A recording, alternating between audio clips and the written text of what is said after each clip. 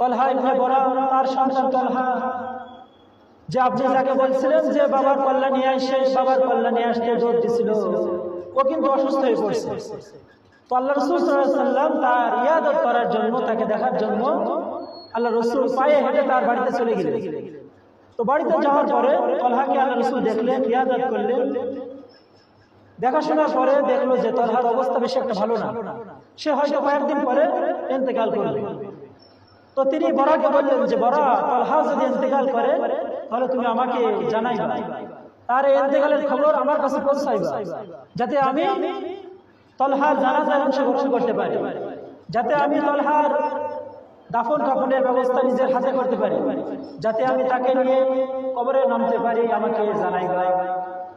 তো কিছুদিন পরে আবারও আল্লাহ রাসূলের কাছে খবর আসলো যে ইয়া রাসূলুল্লাহ, ওই যে এক সাহাবী তলহা, সে কিন্তু মারা গিয়েছে। আল্লাহ রাসূল সাল্লাল্লাহু আলাইহি ওয়াসাল্লাম বরাকে ডাকাইলেন। বরা আল্লাহ রাসূলের কাছে আসলে আল্লাহ রাসূল সাল্লাল্লাহু আলাইহি ওয়াসাল্লাম কবর জিয়ারত করলেন। পরে বরাকে বলতেছেন যে বরা, তোমাকে না বলছি যে তোমার সন্তান তলহা যেদিন ইন্তেকাল করবে ওই দিন আমাকে জানাবা, কেন জানাইলে না? তো বরা তখন আল্লাহ রাসূলকে বলতেছে যে ইয়া রাসূলুল্লাহ, আমি তো আপনাকে জানাইতেই চেয়েছিলাম, তলহা মৃত্যুর আগে আমার হাত ধরে ওসিয়াত করে বলে যে বাবা, আপনার কাছে ওসিয়াত করলাম যে আমার মৃত্যু যদি রাতের বেলা হয় তাহলে আমার রাসূলকে আপনি জানাইবেন না, যদি আমার মৃত্যু দিনের বেলা হয় তাহলে আমার রাসূলকে আপনি জানাইবেন। তো আমি আমার সন্তানকে জিজ্ঞাসা করলাম যে রাতে মৃত্যু হলে কেন জানাবো না? তো আমার সন্তান ছোট হলে কি হবে, তো আপনার আসে, সে আমাকে বলে বাবা, যদি আমার মৃত্যু রাতের বেলা হয় আর আপনি যদি আল্লাহ রাসূলকে জানান তাহলে আমার রাসূল সঙ্গে সঙ্গে আমার বাড়িতে রওনা দিবে, এক মিনিটও সে আল্লাহ রাসূল বাড়িতে থাকতে পারবে না।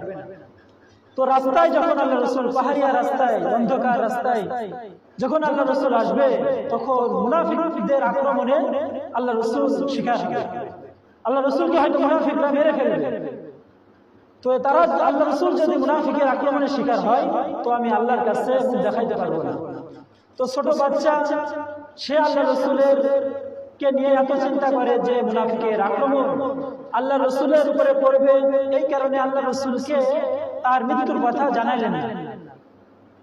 তবে ছোট বাচ্চাদের যদি আল্লাহ রাসূলকে নিয়ে এত চিন্তা হয় তাহলে আল্লাহ রাসূল সাল্লাল্লাহু আলাইহি ওয়াসাল্লামের খতমে নবুয়ত যে কাফের মুশরিক কাদিয়ানিরা নিয়ে যায়, তাহলে আমাদের কতটা চিন্তা হওয়া দরকার?